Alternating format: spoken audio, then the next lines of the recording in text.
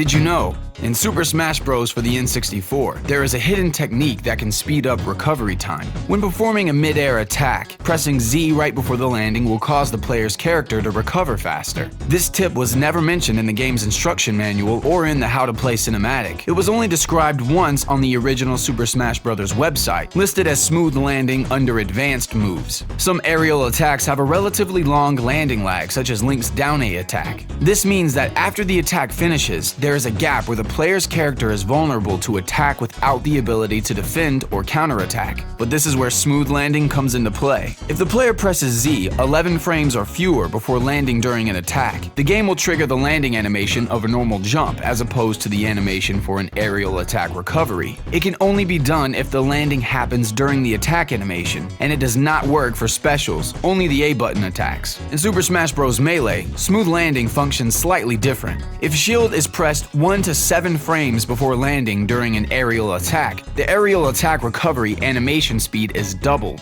All Super Smash Bros. Games run at 60 frames per second, which means that these frame requirements, like the 11 frames in Smash 64 and 7 frames in Melee, are much less than a single second long. While these techniques only give the player less than a second of additional attack possibilities, that extra time can be an absolute necessity in high-level tournament play. Competitive Melee fans have come to know smooth landing as L canceling. Some say the name L canceling comes from the fact that the L button can be used to execute the maneuver. However, the R button and Z button also work. Other fans say that L canceling stands for lag canceling, as in canceling landing lag. In Super Smash Bros. Brawl, smooth landing was removed and there are no practical ways to speed up landing animation. The same goes for Super Smash Bros. For Wii U and 3DS. However, there is a callback to this technique in the custom character menu. It's a badge called Smooth Lander, which will automatically speed up landing animation for custom characters. There are many more helpful tips for racking up additional split seconds that can be utilized across all Super Smash Bros. Installments. One of these tips is to simply use the crouch ability more often at the beginning of fights and other times when damage percentage is low. Many players are not aware that when a character is hit while crouching, damage percentage and knockback are reduced. At low percentages, knockback out of a crouch can be so short that the recovery from the hit can complete faster than the animation from the attack.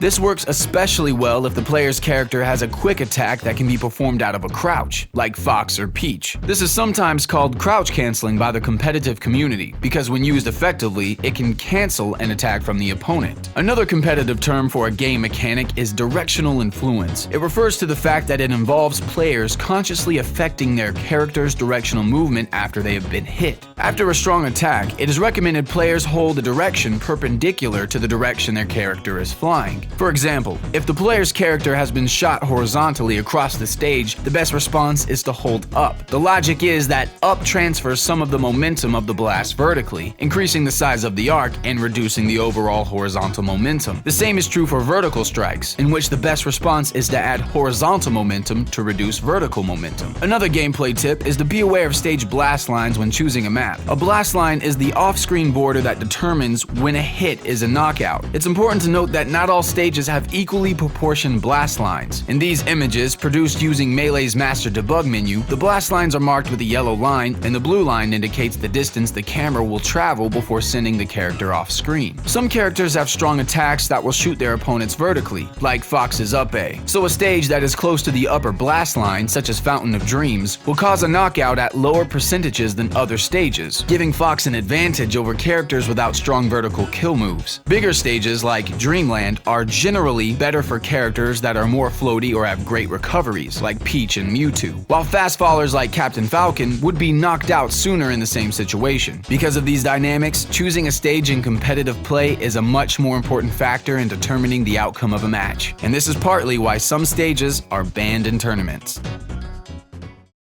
In Super Smash Bros. Melee, if the player presses shield while their character is in the air, the character will do an air dodge. Most players are aware of how this ability works, but there's an extra detail about air dodging that has been utilized in interesting ways. Some fans discovered that by performing an air dodge into the ground, characters will slide in on their landing and be free to attack. This developed into a technique for turning an extremely low-angled air dodge into a full-on slide over the ground. It was named Wavedashing by fans. Repeating this button sequence quickly over and over can yield some mind-bending results. While the character is sliding, they can use abilities they normally use while they are standing still, including the shield. This means that a wave dash can be used to add momentum from an air dodge to ground tactics. Some characters' wave dashes are longer than others. The longest wave dash possible is Luigi, followed by the Ice Climbers, Mewtwo, and Marth. The shortest wave dash is shared by Peach and Zelda. Some players have complained that wave dashing breaks the balance of the game by giving certain characters more options than others. It was thought for a long time that this was a simple programming oversight, and that the developers never intended for players to take advantage of the game's physics in this way. This was evidenced further with the release of Super Smash Bros. Brawl, in which wave dashing was deliberately removed. However, in an interview from issue 228 of Nintendo Power, Masahiro Sakurai explained that during the development of Melee, his team was well aware that the maneuver fans dubbed wave dashing was possible. Of course, we noticed you could do that during the development period. With Super Smash Bros. Brawl, it wasn't a matter of, okay, do we leave it in or take it out? We really wanted this game, again, to appeal to and be played by gamers of all different levels. We felt there was a growing gap between beginners and advanced players, and taking that out helped to level the playing field. Some players praised the decision to remove these high-level techniques and exploits, while other players bitterly resented Brawl because of the fact. But it's probably true that most players didn't even notice, and they continued to play Super Smash Bros. As the party game Sakurai originally intended it to be. That's all for today, but don't forget to subscribe to DidYouKnowGaming and follow DidYouKnowGaming on Facebook and Twitter. Make sure you also check out DidYouKnowGaming.com, and if you like this video, check out our other videos. And if you're looking for fighting tips and techniques on Super Smash Bros., make sure to check out my new channel, Super Smash Academy, where we'll be covering character strategies to help you give you that edge for when you fight. It's brand new, so make sure to go check it out.